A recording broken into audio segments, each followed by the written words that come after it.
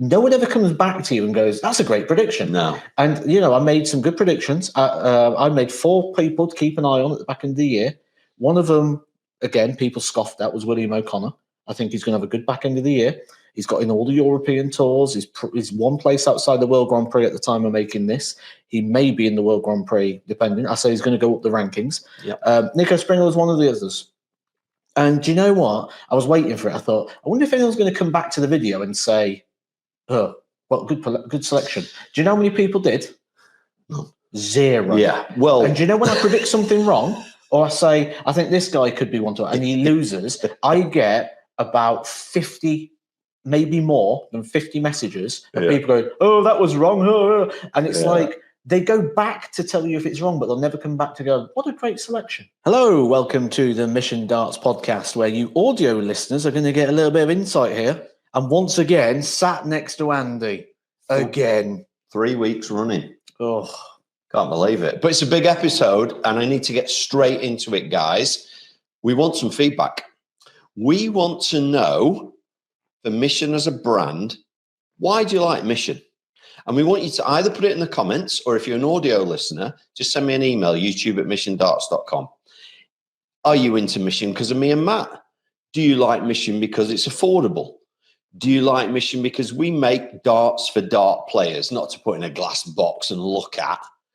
Do you like Mission for the range of accessories that we do, or the lights or the surrounds? Why have you bought into the Mission brand? We want to know, and we're going to pick half a dozen of you at random and send you some goodies. So it's that simple. All you've got to do, get in the comments or send us an email, youtube@missiondarts.com, with why you like Mission, and just be honest. That's all we want. Honesty is the key, isn't it? Like, feedback isn't always got to be everything's great. You know, just it is what it is. And that's why we're doing it on the podcast, because we know you guys are hardcore listeners to me and Matt every week. We know you bought into Mission for that. So tell us why. I think part of it as well comes down to the fact we all sat around a big table recently, everyone who's sort of involved in Mission, the behind the scenes, and we sort of tried to decide what Mission was. And we couldn't quite decide it. No. And then the actual answer is, it's not for us to decide what Mission is, it's for everybody else to decide what Mission is. It is. Yeah, I've always been a great believer in the equipment that we make. I think we put products out at the right price. I think we make a great range of darts, hence the precision fittings. We do lots of things at Mission that other companies don't, whether it's the things that you and I do, whether it's the precision fittings, whether it's the releasing a Mike de Decker dart at 40 quid, you know, bringing a new Force 90 case out. We're now doing Vortex. We're going to have the best board on the market, we think. There's lots and lots of things, but you're absolutely right. We don't know which of those things is the most important, and that's what we want to find out from you guys. So this is a big episode for us. By all means, ask your friends that buy Mission, that have got a set of Mission darts, get them to comment on this video. Or your friends that don't buy Mission darts. Yeah, that's interesting as well. Why don't they? Yeah. Why don't they like Mission? Absolutely, yeah, put that in there as well. Be really, really interested. And like I say, I'll chuck some goodies out there. Obviously some Mission goodies, guys. Chuck some Mission goodies out there for some of the comments that we get. I'll just pick them at random. So please, this is a big episode for us. If you could do that, that'd be most appreciated. On with the episode, Matt. Yep. And lots to talk about. We're side by side again, which is lovely. And we've had another Euros with a winner that we mentioned multiple occasions. Do you know what I've learned? In life, it doesn't matter how many things you get right or how many things that you do well, people were more interested in the one thing you did. Was it Einstein who spoke about a maths class or something? Because at that moment, I realized that it's not about how much you stand up and you get 99 questions right and everyone laughs at the one you get wrong. Yeah. And it's not about how many you get right, it's about how many you get wrong that people notice. And do you know what? This has come to the forefront again. Like, I've made some good predictions over times. You know, I predict things like Andrew Gilding to win the UK Open. I put it out there as a video. He was one of my selections. Luke Littler, when he got to the World Championship final, I was called silly for suggesting that he'd go deep. I put a minimum quarter final. I was called all sorts. no one ever comes back to you and goes, "That's a great prediction." No. And I made some good predictions. I made 4 people to keep an eye on at the back end of the year. One of them, again, people scoffed at, was William O'Connor. I think he's going to have a good back end of the year. He's got in all the European tours. He's one place outside the World Grand Prix at the time of making this. He may be in the World Grand Prix, depending. I say he's going to go up the rankings. Yep. Nico Springer was one of the others. And do you know what? I was waiting for it. I thought, I wonder if anyone's going to come back to the video and say, "Oh, well, good selection." Do you know how many people did? None. 0. Yeah. Well, and do you know when I predict something wrong, or I say, I think this guy could be one to, and he loses, I get about 50, maybe more than 50 messages of people going, "Oh, that was wrong." And it's like, they go back to tell you if it's wrong, but they'll never come back to go, "What a great selection." Yeah, I think that's just what we are as a nation, isn't it? And how we look at things. I always sort of remember, I watch the golf, and I always remember the putts that were missed. This for the title, 2 foot, and they miss it. I remember those. Can't remember all the ones that they got in that they won the title, But you're the stats guy. I've got to come straight in and put you on the spot. Nico Springer ranked 60 at the time. Has anybody ever won a Euro lower ranked than 60? I've been asked this a lot. And in the format we have it now and where it ranks in the world of darts, there's never been a lower ranked player achieve such an important win. We have had big winners before, but where the European Tour sits now within the darting calendar, it's almost like they are like majors. They run like majors. They're on broadcast. They're on big arenas. The crowds there are bigger than what you get on World Championships. Fantastic crowds.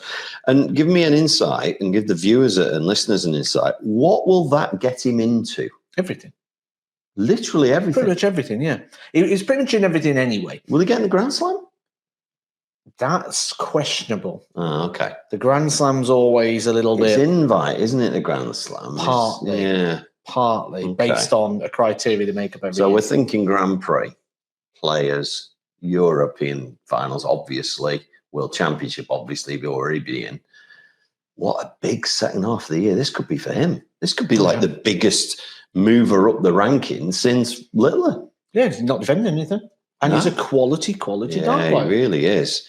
And to get over the line in a deciding leg in your first ever final, that shows bottle. No, he's had the final.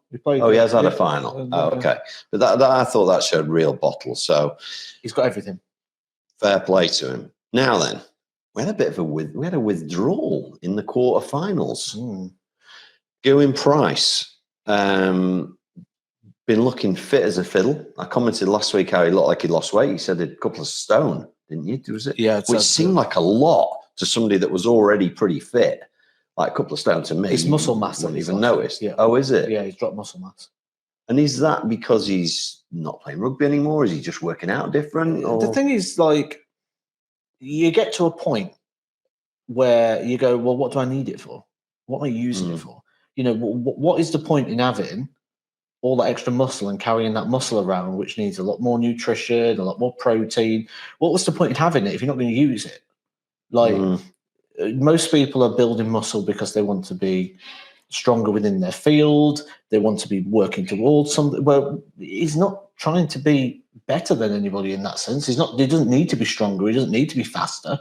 He's not using it. Why have it? I get the idea of dumping some of it. I mean, there was talk he wanted to go back to a bit of rugby, wasn't there, at one stage? But maybe he's decided that's not a good idea. A bit like you with the football, really. I keep telling you, stop going back to the football, Matt. Well, you're 40 next year, but you take no notice and you carry on until you get injured again, and then that'll call it a day. But I enjoyed it. I've got to be honest. I've got into the Euros much more this year than I did last year. I thought it was another good event. Because you like listening to me commentate on it. Yeah, but you weren't there. No. And I did say this to you. I knew you were away commentating. And every time I turned it on, I was like, why is Matt not commentating? And then I realised you were doing Modus, weren't you? You went on the PDC this weekend. But you're back on the PDC by the time this goes out, I think. When's this go? This goes out Sunday. Yes, so it'll be the week after. So if somebody's listening to this in between watching the coverage, you could get double Edgar. I mean... Triple Edgar. I'm doing 3 days. Yeah. What more do you want? What more do you want on a Sunday night? The triple Edgar. So Anybody that skipped the start, if you've skipped the start, we want some mission feedback, right? If you've just jumped to now, you really are selling this. Yeah, we want some mission feedback. I'm really selling it this week. I want you to get in the comments and email me, please, with some feedback as to why you like Mission as a brand. Right, I promise to move on from that now. I thought you'd been to the toy fair, Matt, because you sent me a picture this week, and I was like, he's been to the toy fair. He's got he could hardly fit them on the photo. There was that many toys. Turns out you hadn't been to the toy fair. That's this week. That's this week. How are you doing that if you're in Switzerland? I'm not doing Switzerland. I'm doing Pro Tour. Oh, Pro Tour's Leicester. Oh, so I've got completely confused and told all the listeners that you'd be on Sunday. Euro. Yeah, I'm not. Yeah, Euro. no, you're not. You're on next I'm on Tuesday. In the middle of the week. Apologies, Andy's got it wrong there. Matt's not in Switzerland. He's at the Toy Fair, which is in Birmingham. NEC. Can't wait. That's where he is, and he's doing the Pro Tours next week. Yeah. So, is that a bit like your kind of? Would that be like me going to the golf show where there's all the new brands all the new releases? This is the WrestleMania of toy fairs. Right. The NEC, 580 stalls, all the shops from around the country all get together. Oh, it's incredible. And are they selling new stuff? No, all vintage. All vintage. Oh, so this is not, here's the latest toy for Christmas. No. This is, Matt normally spends way too much before Christmas. Oh, there's that rare game I haven't got. Yeah, this is that. So, and the thing is, you don't even need like some people have a couple of beers and get carried away at these. You don't need that. Like a can of Dr. Pepper, and you're good to go, aren't you? So is it cards or is it cash? A bit of both. Some people are cash only. Okay. Some people aren't traders. Some people are just people selling off their collections. Oh, hobbyists, like. Yeah. So potentially in 20 years, you could be one of them selling your collection. I won't be selling my collection. Not a chance. And you're ready to retire. Which, by the way, shout out to our listeners, because they've heard us talking about this stuff, and I've actually had people get in contact going, I swear I've got some of that stuff still in the attic. And they've gone up in the attic and they've got bits, and they've sent it me over, sent it to my studio, Oh, it's fantastic. I think the irony I was chatting to you the other day is that I have a PS5 and I'm not a big gamer. I probably turn it on once a week, something like that. You're massively into it, but you don't have a PS5 because you have the 1, 2, 3, and 4 and the Mega Drive and all these. Have you got a Wii as well? And I don't like the Wii that much. No, I've got a Wii. Try and think of. I've got a Wii, but I don't use it really. I'm gonna. Have you got a Sega Saturn? No. Anyone got a Sega Saturn out there? See, it's coming to me now. The old ones and variables as well, like variables. So anyone's got any old gaming out there? Any wrestling figures? Power Rangers, Turtles, any football figures, sticker albums, anything like that, get in touch. Do you do the handheld ones? LCD games? LCD games like Donkey Kong and stuff like that. I'm trying to think now. What, you haven't got an Atari, have you? See, I've got a Atari Flashback, but not like that. Yeah, I'm old enough to remember Pong on the Atari. That's how old I am. The problem is the TV connections. So modern TV, like if you think about old TVs, you had the aerial connection. You don't have them now. No, and then you've got get a converter, maybe. Yeah, which they're just not the same. So, so I've got an old TV as well, like an old square TV. But I did notice there were a lot of Mega Drive games and things like PlayStation games. I'd love to know somebody to say how many Mega Drive games there are to collect. Somebody will know, or somebody will be able to Google it, and then you can I only need another 20. I've got the whole collection. I'm sure there'll be one or two that are like £1,000 because they were rare releases or something like that. But anyway, with that, it's like I like different versions as well. So if you are out there, guys, you've got some of this stuff, do get in touch, because just because I've got it doesn't mean I've got it, because I like different. So like I have one where like if the game's really good mint condition and it's in its box, but it's manual, it's pull tab and everything, I'll put that on display and I won't play that. So then I need the game again in playable condition because I don't want to play a version that's minty. Got it. So I have it in different bits. I tell you what, someone messaged me. There's some games and bits, and they went, "Oh, I've got this, but I ain't got the game." And they had the box and they had the manual, but they didn't have the game. And I said, "I'll have it." And I bought the game to put in the box. So I've got a complete version now. So they just didn't have the game. I'm like, the good news is we're 14 minutes in and your computer hasn't crashed yet. Yes. We got to share with everybody. We've had fun and games. Well, I wouldn't say fun. Well, no. definitely games. We're together again because we're filming again. We're doing Rate My Throw Series 2. Those of you that have been watching that on the main channel, that's coming soon, and some other bits and bobs. But we've been having major problems with Matt's laptop. For some reason, it's decided to give up the ghost, doesn't it? It's Only when we use OBS. Yeah. It just flashes up, your computer's about to restart, and then it just... Yeah. So thankfully, we're not using that. We're using StreamYard instead, and hopefully this podcast works, because we wasted about 2 hours yesterday. Even technical support couldn't help us, could they? Even the IT department were like, no. In fact, they actually said it's time for a new laptop. It was that bad. So, but thankfully, everything's working so far. So that's... I don't know. I might need to start a GoFundMe or something. I've got moving house, got the toy fair. Like, I'm going to be absolutely skinned at this rate. You really are. Do you know what's going to happen? Beans on toast. No Chateaubriand anymore. This is what happens when everything at the moment is happening for you. Like you say, toy fair, new house, all the furniture. Christmas. You've told me, yeah, Christmas is coming. Get this, guys. If you didn't know, now, when I spoke to my brother about this, my brother goes, Matt, it's not 1996. Yeah. He goes, and even then you wouldn't get it for the price. So I went to look at some sofas and a bed. And I've gone and seen this sofa. And I'm like, yeah, I like this one. And we've gone on it. Nice soft sofa. I'm sat on it like, yeah, this is beautiful. Electric recliner, tablet in it, heated seats, vibrator, mood lighting, fridge in the arm. I'm like, oh, this is beautiful. How much is this one? $3,500. I'm like, for a sofa? $3,500. Right. And then I said to my brother, I'm like, have you seen this? $3,500. Like, that's what they want for the sofa. No, not even the chair. The chair's extra. This is just the sofa. And he goes, how much did you think it was going to be? I'm like, well, that's 600 quid. It's a sofa, isn't it? Like, which shows when was the last time you bought a sofa. It probably was about 1995 or something. Yeah. So to be fair, I don't normally like stuff like that. I haven't always bought brand new. Like, I've normally get like upcycled or recycled, because I think there's a lot of wastage. And I don't like, there's certain things that I think have got so much life in them and they just get chucked out. Yeah. And I don't like getting new on that side of things. Yeah. Because I just think there's just so much, a lot of things I do like new, but there's some things I'm a little bit like. But what I was going to say with you, you're having to buy all this stuff and it's just money going out, and you're going to think, right, I'm finally done. And then the car's going to blow up. Oh, yeah. It's guaranteed. It's like it's written in stone, isn't it? That just when you think you've got everything sorted, something else hits you. You're like, oh, I wasn't prepared for that. I'm a guy that I hate finance. Yeah, I hate, and that's why I struggle sometimes when I want something big. Yeah, because I hate the idea of having a bill as such. We had a conversation about this morning. Yeah, I said, because what I don't like is in 2 years' time going, I've got that 50 quid bill to go out this week for something I had 2 years ago. Yeah. And vice versa, I hate being paid for a job I haven't done yet. Yeah. Like, if I was to go do a day's work in November the 12th and I got paid for it today, on November the 12th, I would begrudge doing that day's work. So I'd be like, well, I've already been paid for that. I don't want to do that now. So I like getting paid after. Like, yeah. So bear that in mind. If you ever want anything from Matt, you don't have to pay him. Simple as that. Yeah. Oh God. Well, I've been to a spa this week, Matt. I was at a spa, which was lovely. I mentioned that last week.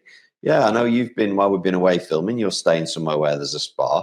There's something to be said for that, isn't there? Just having a day and sitting in the jacuzzi and everything, it does recharge you a little bit. I was there at 6 o'clock this morning, and there's like an outdoor jacuzzi. It's like a thermopool thing. So outdoors, yeah, which is okay because the weather's all right. No, I love it. Right, so I love it when you've just got your shoulders peeking out the thermopool. You've got all the things going on, and you can feel the cold air on your face and on your shoulders. I love the contrast. I've got to say, this week, I'd love somebody to be able to answer this. And don't say climate change or all this. I'm not interested in hearing about any of that nonsense.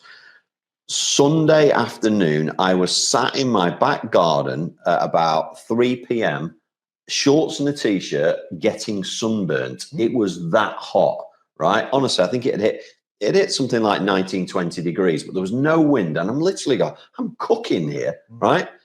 I woke up Monday morning to come to work, frost on the car. How is that possible that we can go from getting sunburnt to freezing the next morning? I can't get my mind around it. I can't compute it. It's weird.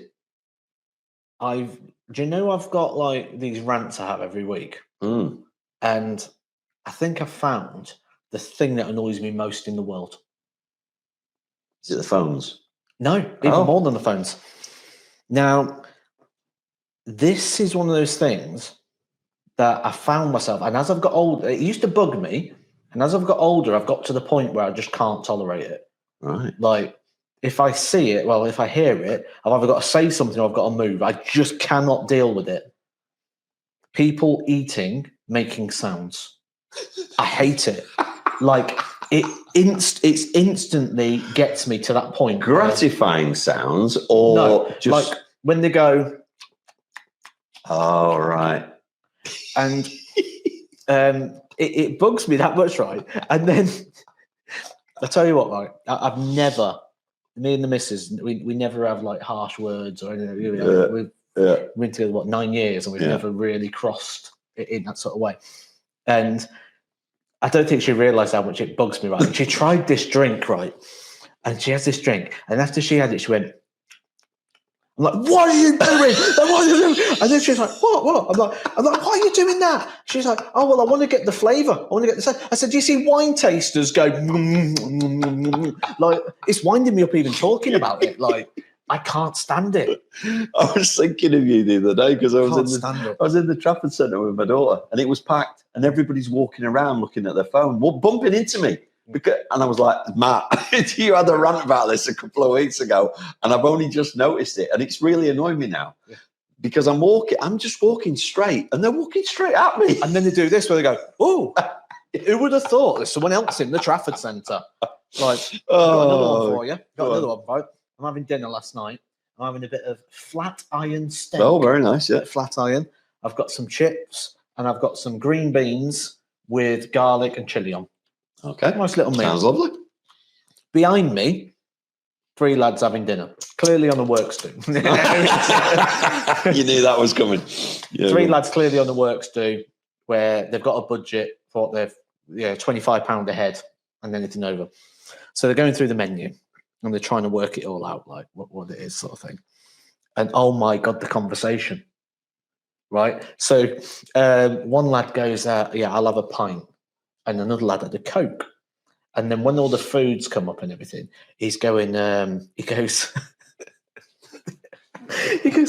oh, we'll have to work out the difference so we can take it off the bill, because we can't split it 3 ways because you've had a pint and I've had a Coke, and the price will be different. And I'm like, oh my God, like as if people talk like this. And then he replies to me, he goes, no, but when we went to McDonald's earlier, because you had a large meal, I only had a medium. Oh, God. And I'm like, we're talking about a pound.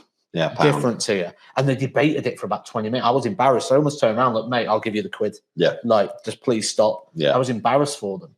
And I thought, are people actually like that? Like, if we went out for dinner and you went, Matt, you've had a couple of pints. Yeah. I only had one. Yeah. So I'd be like, I'm never going out for dinner with you. Can you pay an extra £1 and I'll pay £1 less? You'd be like, no. I'm just never going for dinner. Like, and then the others, I've heard this a few times. Last night was the one that just because it keeps on my mind. But like when you go and like someone's like, oh, he had steak, I only had a burger, and it's like, do you really go out with dinner with people and then break it down that much? No. Like if we did that and you went, oh, Matt, you've had a T-bone tonight, I only had a rump, so yours cost more than mine. I'd be like, right, I'm never going out for dinner with Andy. Honestly, and vice versa. Honestly, my missus told me there was I don't know, it was like a baby shower, do they call it, something like that? And there's like 8 girls there. Bill's like 380 quid. They split it 8 ways. Everybody had an itemized bill. 8 different times they had. They couldn't just go, it's 40 quid each, girls. No, I had squid. She only had soup. Oh yeah, but you had wine. I only had a Diet Coke. Right, yours is £32.18. Yours is £33.12. Honestly, this is a true story. And I was like, at some point, I would have just put my card on the table and left and gone just to take. I'm out of it. I'd be embarrassed. Yeah, I can't do this. I'd have had to go. I couldn't do it. That you get. There's always someone who like want something, don't they? We spoke about like if you went to a warehouse and you put down a crate of Coke, the crate of Coke would go. Yeah. If you put 2 crates of Coke, it would go. If you put bacon sandwiches there, people wouldn't just take 1 bacon sandwich, they'd take 3 or 4 because they're free. But I wouldn't go for dinner with that person anyway. No. So why would you? I just find it very strange. Hang on a minute. How are you sat on that?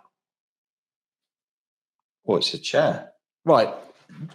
For you visual listeners and audio listeners, tune into this. Look. Sit forward.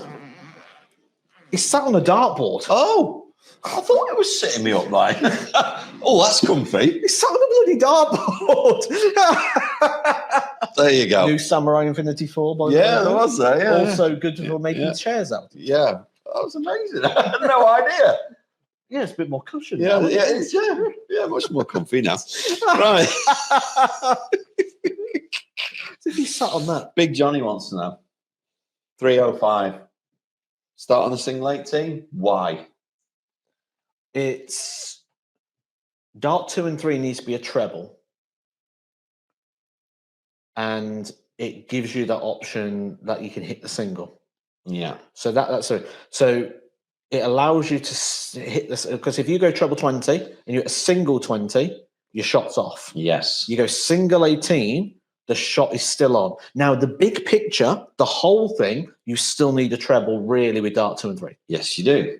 And the age-old question, I'm going to play devil's advocate because I absolutely agree with what you're saying, and I would start on 18s. The age-old question is this. If you need 2 trebles and a single to get on a finish, why does it matter what order you do them in? Yeah, it is purely just, you go dart 1 and you miss and you hit single 20, shot's gone. Yeah. If you go single 18, dart 2 still matters. Yeah. And if you get the treble, dart 3 matters. Yes. So it keeps the shot alive a bit longer. Big Johnny doesn't agree. But yeah, that's purely the reason. It's, yeah.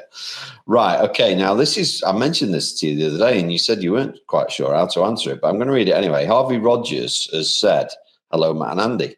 I recently saw you. It's easy to answer. Hello. Recently saw a YouTube video of someone battling with dartitis and ended up swapping from right hand to left hand. He put a hoodie on and it seemed to partially cure the dartitis. Could you explain what is going on? Now, if we can't explain what's going on, can we take a guess at what might be going on? Jack Langston, I believe that was. Okay. Who did that? All right. So why would it be helping the fact that he put a hoodie on? I think it just changes the framing, doesn't it? That's what I thought. It's changed something in your mind that's made you stop thinking about your arm, or maybe, as we know, there's lots of different forms of dartitis and lots of different things that causes it. And maybe his trigger was his arm, and now he can't see his arm. The other thing is moving so it's a conscious thought, isn't it? And it's moving the conscious thought somewhere else so the subconscious can take over. The conscious comes into line and blocks everything off. So if you can move that thought, that energy and attention to something else, not to give away all the secrets, but you started, remember when we was at Darts GB?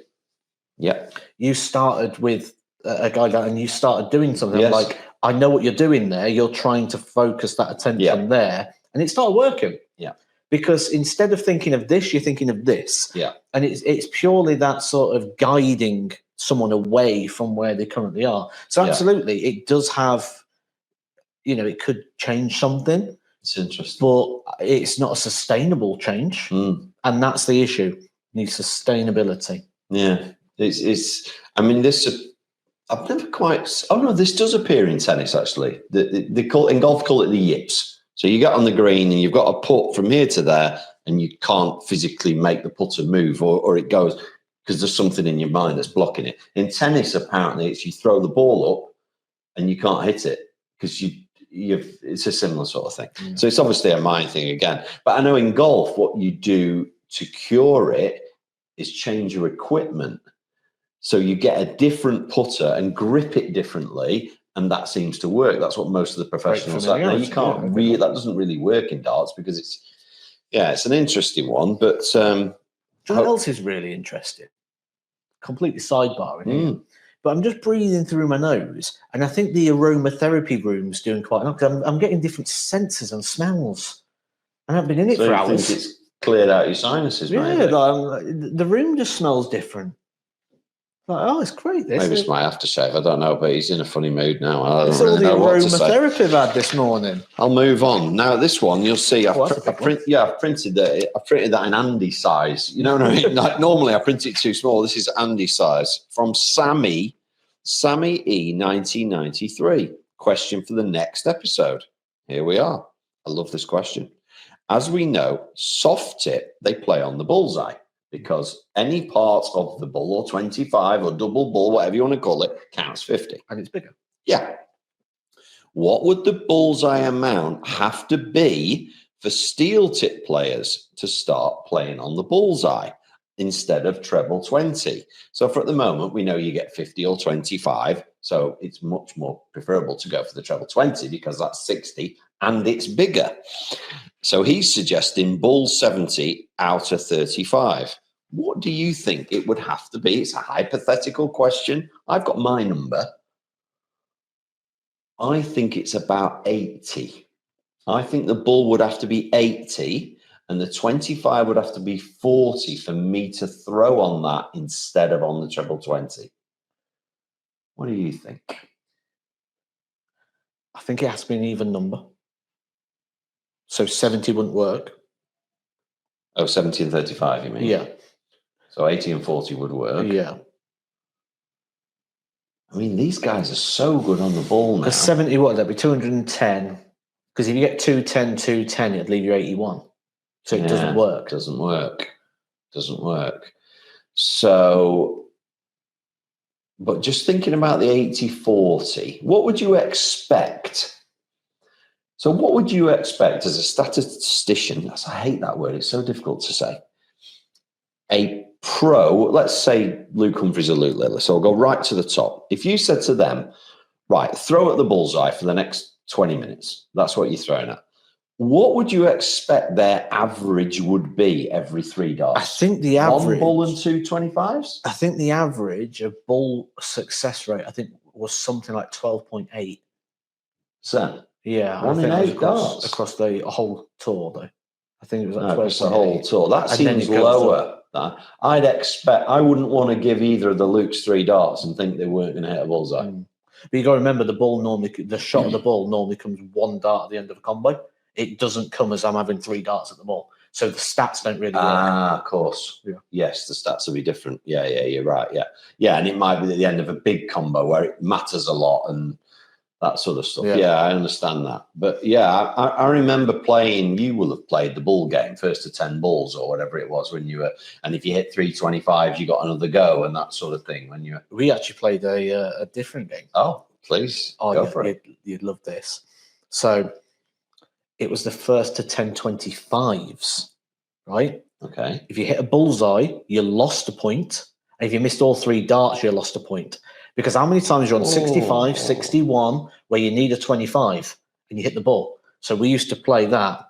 And how it used to be £1 per point. So if I beat you 10-3, you owed me £7. So if you hit a bullseye, it brings you down, moves you further away. So yeah, it's brutal. But a very, very good game, especially when you have the pound a point, because you don't want that ball. So it makes it really live, because obviously it's costing you £1 every time you're in it. It's funny, we were talking before about how you remember the misses more than how people remember when you get things wrong. I always remember the amount of times on 125 you hit the first ball and then you hit another ball when you need the 25, because you're following it, aren't you? You're following that first start, and it's so annoying. It makes me think, should you go a different way? If you hit that bull, should you then go a different way on the 75? Oh, I've got a great question for you. I can see in the background over here behind on the shelves. Yeah. I can see an autobiography of 2 famous dart players. Yeah. If there was an Andy Cornwall autobiography, what would you title it? I would title it "What Could Have Been." Oh, yeah, okay. Because it's the question that I've been asked the most. If you had stayed on the Pro Tour, would you have made it or not? And I have no idea. I have a perception in my head. I've always said at my very, very, very best, I could have made the 32. I wasn't making the 16. But yeah, it's one of them. I can never answer that. You know, as you know, I've had various careers. DJ Tintin. I know what I could achieve at that because I did achieve things like that. I know what I could have achieved as running a darts company because I did. I know what we're achieving right now. That's the one thing. You can't give somebody 4 months on the Pro Tour and go, well, what did you achieve then? Well, I played one tournament, the UK Open, because it was the start of the year. I never know what I could have achieved. I find it hard when I watch you play to think that I don't think you achieved what you should have achieved. I think that'd be my... Because I know how good you can be. And yet when you tell me you only got to 50, I'm like, really? You know, I was practicing with Ronnie Baxter and Steve Beaton. They weren't hitting scores like you do, but they were way up the rankings. So again, is it what could have been for you in the injury-free, if you'd been more focused on darts? We don't know. But yeah, that was a very long way of answering the question. But I think my biggest problem is I can't just have one thing in my life. Yeah, I've noticed that. Yeah. You struggle to have one thing per hour. Yeah. Not per life. My mind just can't go, right, I'm going to do that. Like, I can do darts for a little bit, then I've got to do this for a bit, then that, and that, and that, and that. Yeah. And that's why when I just went full-time with darts, I almost went insane. Yeah. Because I got up in the morning, it's like, just darts. I couldn't cope. Darts. I couldn't cope with it. Yeah. I'm like, I've got to do something. And then, like, I end up learning about... I'm that guy who, like, lays there in the middle of the night and goes, I just fancy playing the piano.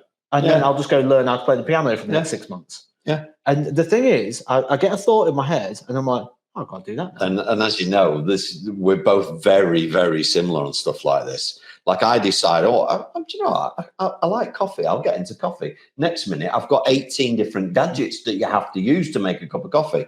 You know, look at the photos where I fancy getting a retro gaming collection. Yeah. And within 2 weeks, I own... Most people have got 6 or 7 games, you know. Yeah.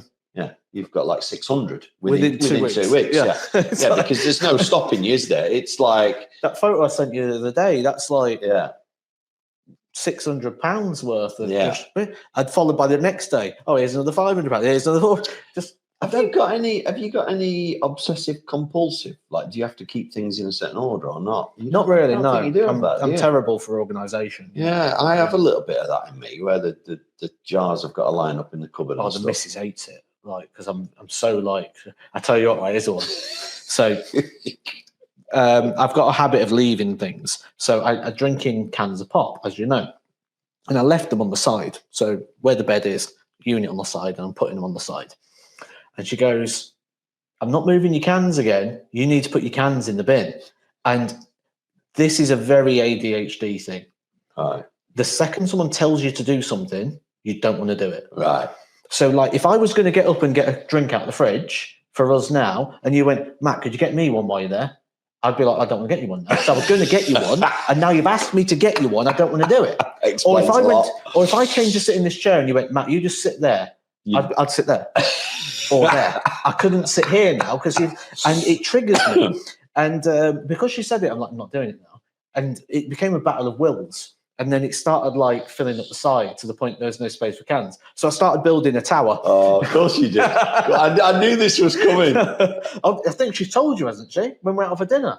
I think she went on a big rant about because me and Andy shared a house together in Clacton-on-Sea when we were doing Rate My Hockey. Yeah. And you moaned at me for being untidy because I left one can on the side. Yeah. And I didn't put the iron away after ironing. Yeah, because I'm. And you're like, look at you're messing with it. I'm like, Andy, it's one can. Yeah.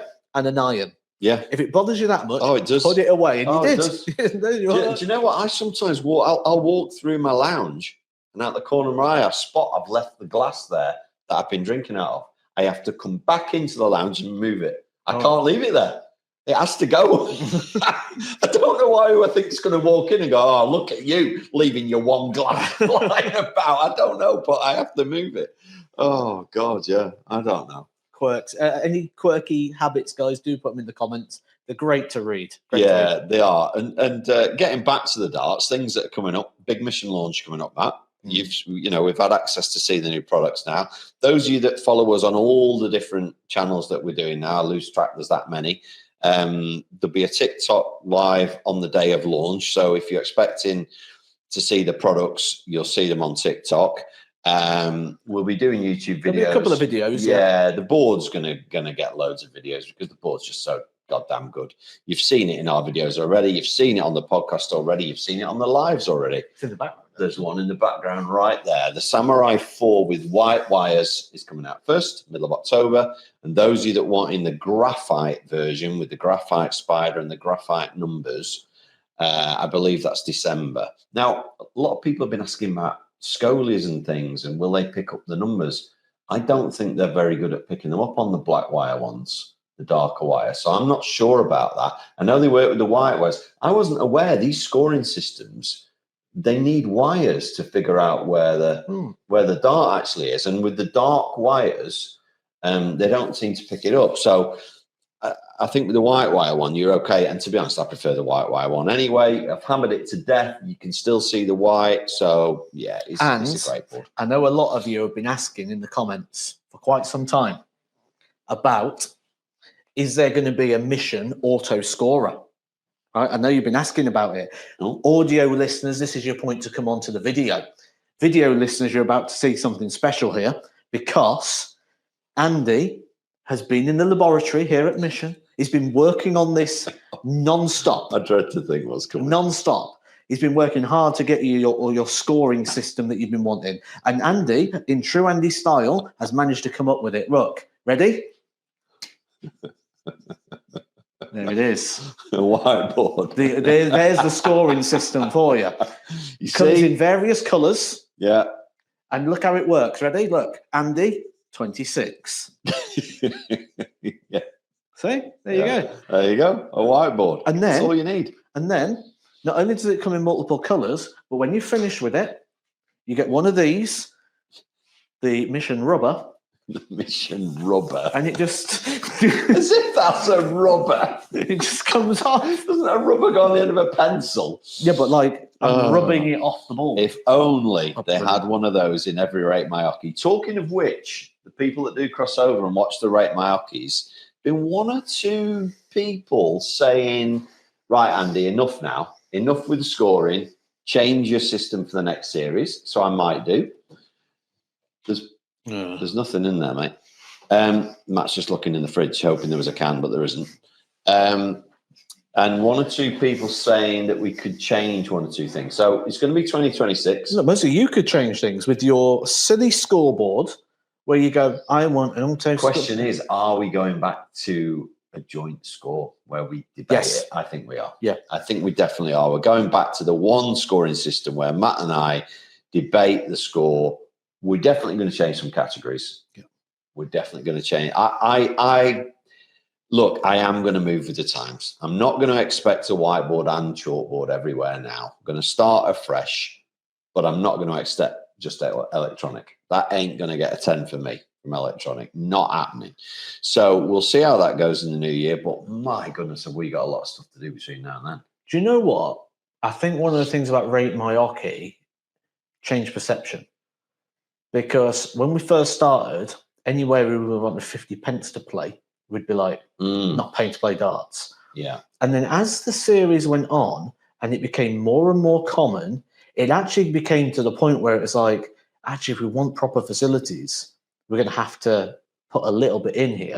And then we started considering and going, well, actually, when you think about the cost of a dartboard now, they need to sort of cover that in some way. Yeah. You can't just put a board up and expect, because, I mean, what's the profit? The board used to be 20 quid. What's the profit you make on a pint? You would normally pay about £1 just over, I think, for a pint. So is that just materials, or is that that's just not the barrel. including staff? Oh yeah, you got staff, you got heating, lighting, everything else. Venue rent. Yeah. Just the material of the pint. So we could say a pint, you're probably making about £1 a pint, £1.50 a pint. A little bit more, yeah. Oh, you mean after everything else? Profit margin. Yeah. Profit, yeah. So actual profit let's say £1.50 a pint. Yeah. Just to cover the cost of the dartboards, that would be 10, 20, 30, 40. You need to sell about 43 pints Yeah. Just to to cover the board. Yeah. That's before you make any money. Yeah. Yeah. So your 43 first pints are just to put a board on the wall. Yeah. Now, if you're in a venue that's got 10 boards, that's 430 pints just to put a board. And then what will happen is Dave will come in and he'll go, that board's rubbish. You need to update your board. These aren't very good. Well, he's ordering us half a Diet Coke. No, orange cordial he's on, is Dave. Yep. Yeah. And then he's wondering why they can't put new boards up. Yeah, you're absolutely right. And that orange cordial will last him all night. Oh, yeah. All day. He's got aggressive points in his darts. So he's ripping the board to shreds every time and he doesn't care. No, he doesn't care. This is Dave. You got a Dave in your team. I bet people have got a Dave. You'll know him because he gives out loads of advice. That's terrible. Yeah. He will tell you that you're doing everything wrong. You stood wrong. Your elbow's wrong. Your release is wrong. You're using the wrong dart. Your grip's wrong. You might as well not come. But he usually averages about 25. But he's been playing darts. It's not about me. It's not about me. I'm just here to help you. That's Dave. Do you know what the one I always like? And I used to tell this when I was educating coaches or teachers. Doing something for a long period of time doesn't mean you're doing it right. It just means you've been doing it wrong for a long period of time. Because there'd be so many people who's like, oh, I've been coaching for 10 years. Yeah. Doing something wrong for 10 years doesn't make you right, just makes you wronger. Yeah. So, 100%. It's the age-old practices. Those of you, that if you're serious about your darts, watch our videos on YouTube, because if I hear it one more time, I practice 3 hours a day. Well, what do you practice? 501. Anything else? No, just 501. All right. Okay. There's a reason why you're not getting any better then. It's practicing the wrong things and spending. You could say to me, Andy, go and get on that football pitch over there. All right. Okay. Give me a ball. Right, Matt, I've done 3 hours. Well, what were you doing? I was kicking the ball about. Oh, have you got any better? My analogy is always the same, and I use it all the time. And that is, if me and you ran 5 miles, you run it, I walk it. You do 5 miles in 35 minutes. I do it in 6 hours. I've been active for 6 hours, but you're going to benefit more from your 35 minutes than I will from 6 hours. I like that. Never heard you use that before, but I like that. Yeah. Yeah, no, that's good. Not sure I could run 5 miles. So don't have me doing that on a... I don't think you could drive it nowadays. I mean, it took don't talk about driving. Oh, this morning. God, blimey. What is it, 35 miles or something from door to door? It took me over 2 hours because of the traffic. Are we now at the stage where we need a new form of transportation for the common man? I thought you were going to say for us, we're getting a helicopter or something. But there's more and more cars going on the road all the time. And you can't just keep putting an extra lane in. No, you can't. There's going to be a point where we need a new form of transportation. Yeah, and you can put an extra lane in on the motorway, but once you come off the motorway, there's nothing you can do. So those roads just get, you're right. You can't just keep putting more and more vehicles on the road and expecting nothing to happen. Do you know as stupid as this sounds, right? Retro cartoons have always had the answer. Right? They've always had the answer. Well, go on then. I mean, I remember watching in the early 90s the Teenage Mutant Ninja Turtles talking to each other on a video phone. Yeah. They're always ahead of the time. They've always predicted what's going to happen. So when you think about all those old cartoons, they always had some form of hovercraft or floating car, so we was able to drive at different levels. Yeah. I wouldn't be surprised if that's the future, some form of levitation vehicle. Or here's a question for you. Small, thinner cars. Would you be the first person on it? If they said, right, we've made a flying car now. You can go wherever you want. Oh, I'd love a go, yeah. Would you be the first guy? Oh, I'd love a go on that, yeah. Before anybody else, you get on the first mission, the first flight. Well, it's not going to go up in the sky, is it? Yeah, it just needs to go above the car. Flying car. What do you think's going to happen? I'm not going to get in and go to Barcelona on it, am I? What do you think this is? Well, all these cars going over the sea. That'd be great. It's just going to hover high enough so I can go over the top of your car. There's a lot more room up there, isn't there, than there is down here. You know what I mean? So in the air. You just enough so I can go over the top of your car. That's all it needs to be. And the trees and the lampposts. You stick to the roads. I'm not going to fly. I'm not going to go as the crow flies. What do you think this is? You'll hit the bridge when you're on the motorway. You'll hit the bridge.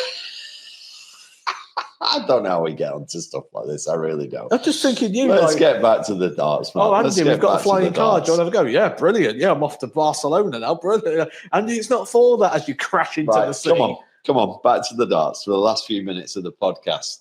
Otherwise, people will be thinking we talk about flying cars every week. Next major, Grand Prix. We picked Nico Springer. He's won a Euros.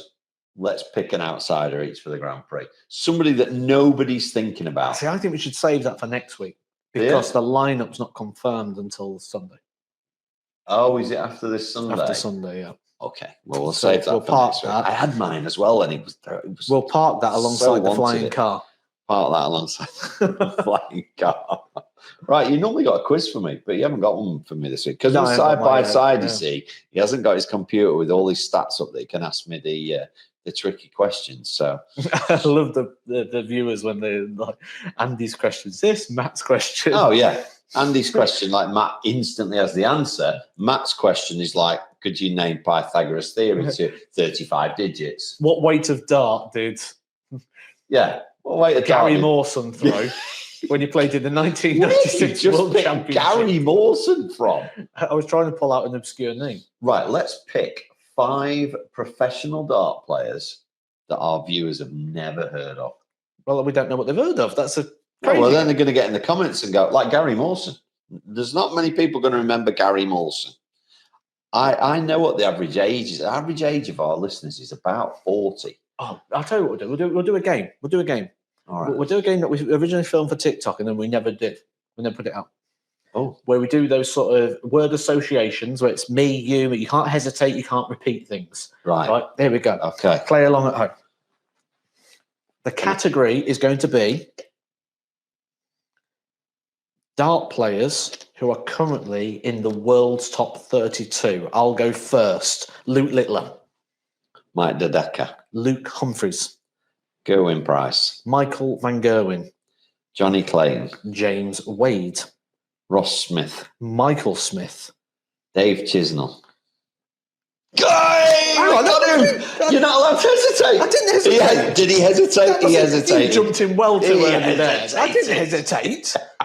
That was well too early. Okay. Major TV winners. Mike Littler. Mike De Decker. Luke Humphreys. Ross Smith. Michael Van Gerwen. Richie Edhouse. Phil Taylor. Raymond Van Barneveld. I was going to go Raymond Van Barneveld. How weird's that? James Wade. Mickey Mansell. No, that was... Why did I go with Mickey Mansell? What's Mickey Mansell won, Andy? World Cup. The World Cup winner, Mickey Mansell. He hasn't won anything. He's won a Pro Tour. World Cup winner, Mickey Mansell. Yeah, no, he hasn't. I don't know why he came into my head then. That was really weird. I don't know. See, I was loading one in ready. I was going Peter Wright next. Oh, is that what you were doing? Yeah, which is why you threw me with the Barneveld, because I had Barneveld locked in. So then I'm like, right, I need 2. So I was like, all right, Peter Wright and who else? Right, last one, my game. Okay. BDO Men's World Champions. There's not many of them though. It's loads. How many do you think there Goes is? Back to the 70s. I bet there's 20. Okay. Phil Taylor. Leighton Rees. Eric Bristow. John Lowe. Bob Anderson. Dennis. No, did Bob Anderson? No. He was Masters, yeah. No, he has won the world title. Yeah, he has won the world title. Yeah. Yeah. Dennis Priestley. Shane McGurk. Really? He won it this year. Oh, sorry. Yeah. Okay. He's the defending champion. Yeah, sorry. But Andy Baines. Andy Fordham. Oh. Marshall. The Welsh guy that everybody forgets won the world's. This sounds like hesitation to me. Yeah, it's Marshall somebody. Somebody help me out with that one in the comments. You lost again. Yeah, see, there's a there's 20 here, of them. I can name that was 3. That was even my game, and I still lost it. Oh, there's at least 20 of them. 3. Went well, didn't it? Welcome to working with Andy. Yeah, I think on that note, we'll wrap it up, Matt, because as usual, you beat me at every game. Maybe you could suggest in the comments a game that I could beat him at. It'd have to be equipment related. Oh yeah, I've just thought of one. I could different shapes of flight. I could beat you at that one. And also, don't forget, guys, if you're going out for a meal, just split the bill and don't make silly sounds when you're eating.